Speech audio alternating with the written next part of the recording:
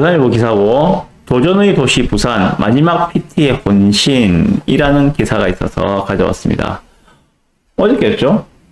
어제 맞나? 어제 맞죠? 대통령 윤석열 대통령이 지금 파리에서 부산 엑스포 4차 PT를 직접 영어로 진행했다는 그러한 기사가 있었습니다.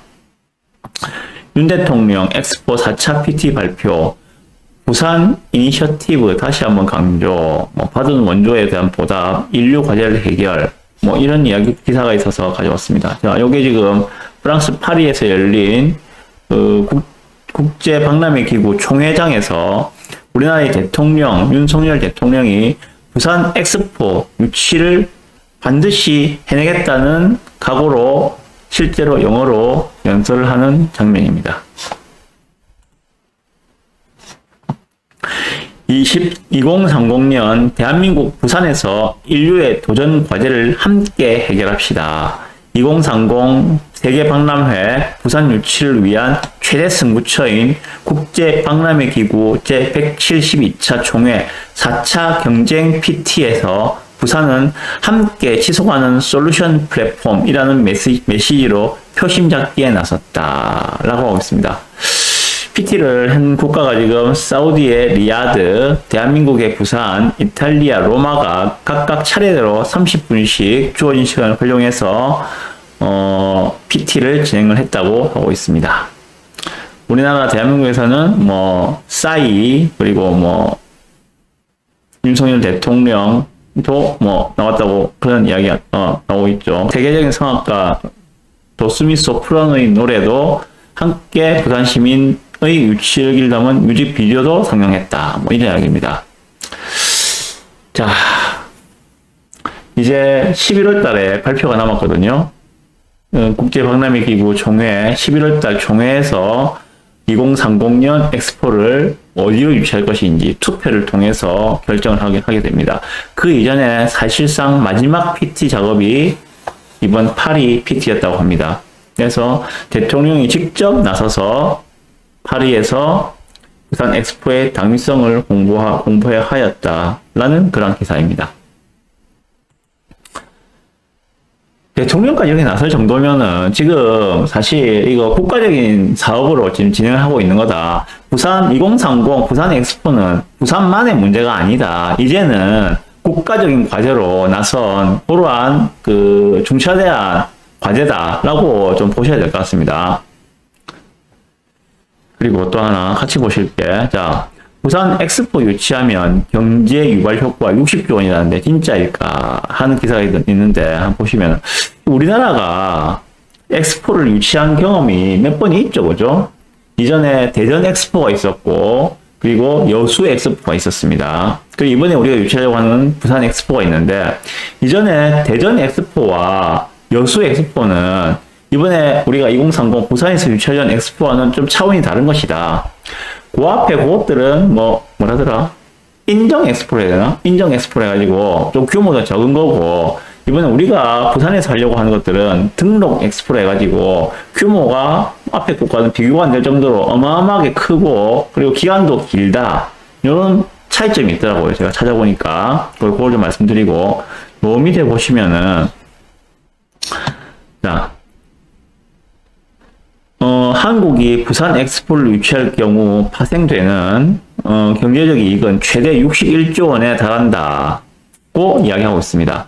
기간이 지금 2030년 5월부터 6개월간 지속된다 그러거든요. 그럼 5, 6, 7, 8, 9, 10, 10월 달까지 6개월 동안 엑스포를 갖다가 진행하는데 이 기간에 5,050만 명, 우리나라 전체 인구만큼의 관람객들이 부산을 찾을 것이다. 그리고 그에 따라서 18조 원의 부가가치를 기대할 수 있고 50만 명 규모의 일자리를 창출할 수 있는 국책 사업이다.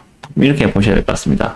자, 그럼 보시면 여기에서 나타나 있는 경제 효과 60조가 과장이다 아니다를 떠나서 막대한 경제적 효과가 있다는 자체를 부정할 수는 없다. 이런 이야기를 하고 있습니다. 자, 밑에 한번 보시면은 역대 월드 엑스포의 경제적 파급 효과 해가지고 나타나고 있는데요. 2010년 상하이 엑스포, 2015년 밀라노 엑스포, 2020년 두바이 엑스포, 그리고 25년에 일본 오사카죠, 엑스포가. 그리고 2030년 부산이 된다면 부산 엑스포. 이렇게 될 겁니다. 자, 경제 효과와 고용 창출, 요게 좀 중요하죠, 그죠? 보시면은, 역대 가장 많은 인원들이, 거쳐간 엑스포가 중국 상하이 엑스포라고 알려져 있습니다. 여기에 뭐, 7천만 명 넘는 인원들이 여기 다녀갔다고 그렇게 하고 있어요. 그래서 경제 효과가 뭐 110조 원이고 관광 수입이 그 절반 정도인 52.7조 원이다. 고용 창출, 여기는 워낙 뭐 인구가 많으니까 고용 창출이 63만 명이다. 이렇게 하고 있어요. 그러면 이번에 예상되는 2030 부산 엑스포에서는 경제 효과가 약 43조 원의 생산 유발을 가져올 수 있고 부가가치 유발은 18조 원이고 고용 창출은 약 50만 명의 고용을 창출할 수 있을 것이다 라고 추정을 하고 있다고 합니다. 자, 봅시다. 어쨌든지 간에 제 생각은 그렇습니다. 이것도 제 생각입니다. 부산이 이번에 2030 부산 월드 엑스포를 유치를 하게 된다면 부산이 진짜 노인과 바다라는 오명을 벗어날 수 있는 하나의 획기적인 전환점이 될 수 있지 않겠는가 하는 생각이 들어요. 부산이 확실하게 관광과 마이스 산업으로 도약해 나갈 수 있는 전환점이 될 것이다. 그리고 보셨다시피 50만 개의 일자리가 생긴다고 하는데 새로운 일자리가 창출될 수 있을 것이다. 그리고 그 중에는 분명히 고소득 양질의 일자리도 창출될 수 있을 것이다. 라고 생각을 해봅니다. 그래서 노인과 바다라는 오명의 도시 부산이 아니라 인구가 매년 빠져나가서 인구 330만이 무너지고 뭐 300만이 무너진다는 이야기가 나오는 부산이 아니라 인구가 늘어나는 외부로부터 부산은 기회의 땅, 드림의 도시라는 그런 관점에서 외부에서 일거리를 찾아서 일자리를 찾아서 청년들이 유입될 수 있는 그런 부산이 될 수 있는 하나의 계기가 되지 않을까라고 생각을 해봅니다. 그래서 저는 이 2030 부산 엑스포가 좀 반드시 되었으면 좋겠습니다. 정말 반드시. 네. 그런 관점에서 저번 주에도 말씀드렸는데 오늘도 다시 한번 말씀을 드렸어요. 자, 그리고 같이 좀 보실 내용들은 그런 겁니다. 저번 주에 부산 엑스포 관련해서 정계와 재계가 같이 총력전을 벌이고 있다라는 것도 말씀을 드렸고, 오늘 이제 파리에서 열린 4차 PT까지도 소개를 해드렸어요. 자, 그러면. 그리고 저번 주에는 북한 인근의 투자처, 주로 아파트를 중심으로 좀 말씀을 드렸는데, 자, 이제는 그러면 이렇게 어마어마한 사람들이 부산을 찾아서 오게 되는데, 아파트뿐만 아니라 관심을 가질 게 어딜까? 상가겠죠, 당연히. 상가 쪽에도 좀 관심을 가져보자 하는 생각이 들어서 좀 말씀을 드리고 싶습니다. 북한의 투자처로 아파트뿐만이 아니라 좀 상가에도 좀 관심을 가지는 게 좋지 않겠느냐. 상가는 아파트와 달리 좀 투자 자금이 좀 많이 드는 그런 부분은 있습니다. 그런 부분은 좀 알고 접근을 해야 되고, 그래서 어느 정도 여유 자금이 있으신 분들이 보통 많이 선호를 하시죠. 하지만 그런 부분들도 좀 관심을 가져야 할 때다 라는 생각이 듭니다. 자, 예를 들면 이런 거죠. 중앙동 인근의 상가 건물에 대해서 제가 간단하게 예를 들어서 이제 브리핑을 만들어서 보여드리겠습니다. 자, 이게 실제로 있는 매물이었고 제가 그 상가를 구해달라는 분께 브리핑 해드린 자료입니다. 이제 공개를 하는 거예요. 자, 중앙동 지하철역 그 앞에 보면은 그 스타벅스가 있는데 그 스타벅스에서 50m 안쪽의 거리입니다. 거기서 저 40계단 쪽으로 올라가는 그 50m 안쪽의 거리. 그러니까 지하철 초역세권에 볼 수 있어요. 아시겠지만 지도를 보고 다시 설명드리면 여기가 북항 1단계지 그죠? 북항 1단계. 여기까지가 북항 1단계입니다. 그리고 여기가 지금 중앙동역인데요. 트램이 여기서 일로 들어와요. 그죠? 트램이 북항을 쭉 통과해서 트램이 중앙동역에서 환승을 하고 이렇게 원효심을 돌아서 다시 나온 형태로 트램이 들어오게 됩니다. 자, 중앙동역 이 앞에 보면은 스타벅스가 여기 있죠. 그죠? 스타벅스 요 안에 있는 상가예요. 요 안에 있는 상가. 그럼 얼마나 핵심지고 요지인지 아시겠죠? 북항 바로 인근이기 때문에 이쪽으로 오는 관광 수요들을 끌어당길 수 있는 그러한 입지에 위치한 그러한 상가라는 것을 먼저 말씀을 드리고요. 자, 그러면 일반 상업지예요. 일반 상업지. 토지 면적은 약 28평 정도. 그리고 건물 면적은 3층 건물입니다. 자, 요게 땅값만 공시가로 땅값만 약 6억 3,400만 원 정도였어요. 올 건생 3층 건물이고요. 그런데 지금 매도 호가는 11억이 나왔습니다.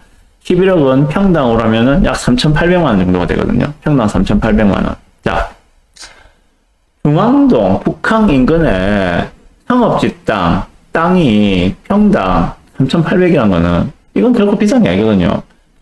대충 상가 쪽에 관심 있는 분들은 아시겠지만은 저희 서동 같은, 제가 사무실에 있는 서동 같은 경우에도 상업지 땅은 평당 3,050개 그러거든요. 서동에서. 그런데 여기는 중앙동 초역세권이고 북항 바로 인근에 있는, 바로 접해 있는 이 위치에 상업지 땅이 건물 포함해서 평당 3,800이라는 것들은 결코 비싼 게 아니라 생각이 들거든요. 그런 관점에서 이런 것도 있다 하는 것을 좀 말씀드립니다. 현재 이 매물은 1층은 음식점이고 2, 3층은 공실로 되어 있거든요. 수익성을 보면 참 수익성은 별 볼 일이 없어요. 보면은 뭐 수익률로는 보면 3.1%밖에 안 나옵니다. 수익률이 3.1%는 이야기는 요즘에 은행 예금 3% 정도밖에 안 되죠, 그죠? 은행 예금 정도밖에 안 된다. 그러면은 이 상가는 시세 차익 상품이다. 월세 수익 상품이 아니고 시세 차익을 보는 상품이다. 좀 그렇게 말씀드리고 싶어요. 네, 상가도 좀 그러겠죠, 그죠? 아파트 단지 내 상가 같은 경우에는 안정적으로 따박따박 월세가 들어오기 때문에, 임차만 잘 되면은 안정적으로 따박따박 월세가 들어오기 때문에 그런 쪽으로 선호하는 분들이 있고, 이렇게 좀 개발 호재를 가지고 있는 그런 인근의 수익률은 현재는 낮지만은 향후에 시세 차익이 기대되는 그러한 상가를 찾는 분들도 있고, 뭐 스타일에 따라 다 다릅니다. 어떤 분은 이렇게 이야기합니다. 그러면은 그렇게 미래 가치도 좋으면서 수익률도 한 5% 이상 되는 그런 상가를 좀 찾아주세요 라고 한 번씩 전화를 하시거든요. 그런 상가가 있다면은 여러분 같으면 하시겠습니까? 미래에 시세 차익도 기대돼. 그런데 현재 수익도 5% 이상이 나와. 팔겠습니까? 저는 안 팔거든요, 그런 거는. 아니, 팔더라도 가격이 매우 높든지. 네, 그렇다고요. 그래서 부산 엑스포를 말씀드리면서 여기까지 왔는데, 좀 이제는 이러한 상가들도 좀 관심을 가지고 좀 찾아봐야 되겠다. 그런 부분에 대한 문의들이 계속 들어오고 있으니까 저도 좀 그런 매물들도 좀 찾아보고 기회가 되는 대로 좀 말씀을 드리도록 하겠습니다.